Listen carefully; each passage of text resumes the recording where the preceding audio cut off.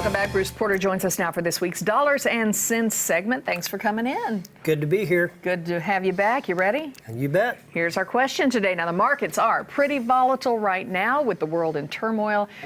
I am retired. That's key.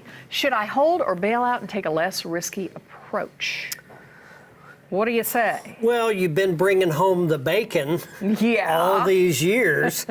Now, especially today, right, with Candy House. Well, yeah. I mean, now I would probably take a more conservative approach in retirement. But I think the question is, why do people take risk? Yeah, why? But bigger gain. Bigger gain, more money. Sure. Volatility is a retirement killer. And it's because you don't necessarily have to take risks to gain a higher rate of return, but when you do, people always have the hope of getting those windfalls, that 20 or 30% increase, and next thing you know, they're happy. But then what happens? It heads the other direction, and they don't know what to do, so most of the time, they sell low and they buy high. Yeah. And that's the total opposite of what you want to do. Exactly, sure. So we did a little bit of research. We went back and we looked at some numbers. And I basically just put in the Dow, the S&P, and the NASDAQ for the past several years. Okay. And the first group of numbers that we looked at 2005 through 2015. The Dow average annual rate of return 5.08, the S&P 5.44, and the NASDAQ 8.07. And I thought, well, that's pretty respectable rate of return. But then you start thinking, I'm taking all that risk and I've got all that volatility and I'm getting a modest rate of return. So then I thought, well, what if you apply some stress to the equation? So I went back to 2000 and ran it to 2010, the second column, and I was shocked. 0.13 on the Dow for that 10-year period, a negative 1.3 on the S&P, and a negative 3.69.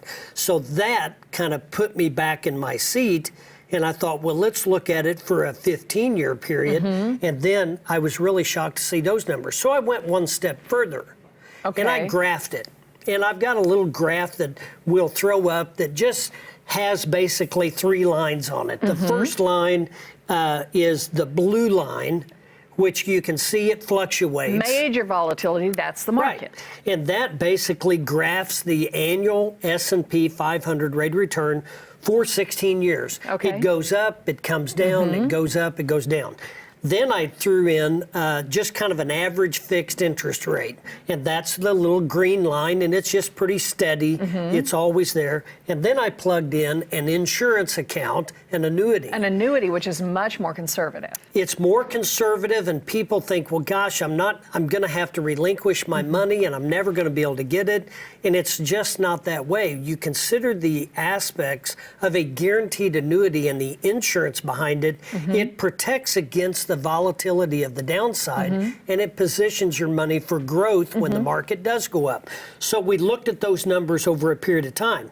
When the blue line peaked and then it fell off, it took 7 years to come back above it, and then it fell again, and it took another 5 years to get back to what you had 12 years ago. That is very frightening. So your money didn't do a whole lot for you for a lot of years. That's right. And so when you're in retirement and you're taking income, which is stressing your investment even further. Exactly. And then it takes 12 years to recuperate your losses, then you're in a pickle. Yeah, and that's not to say that an annuity or a conservative investment is for everyone. No, it's not. When you're younger, you can take more risks. You have to apply that against your goals and objectives and what you're trying to do. And a good mix can help a retirement situation. You have a little bit more aggressive, more conservative, you keep some cash on hand, things we've discussed in the past. Having a good mix is usually a pretty good way to go. But you don't have to accept risk to gain more money, but you do need to understand the volatility and the markets that we're in right now. I think we'd all agree are very volatile. Very volatile. And you remember around 2000, 2001 when all the tech stocks tanked. Yeah. And it was very, very frightening for a lot of people. But, you know, the markets have certainly come back in so many ways. You've seen it lately, but then again, it's not for the weak at heart. We took that big downside, then it came back, then it went down again. Now it's come back, and now we're uncertain as to where it's going to go. So when you're retired, I think the least thing I would want to worry about is my money. Right. So I think I would take a more conservative approach, would probably be my advice to him if I was analyzing a situation. And when you analyze the situation, you need to look at a complete plan. You need to look at your income plan. You need to look at your risk analysis. You need to look at how much of my money is volatile, how much of it's guaranteed, and what's my rate of return.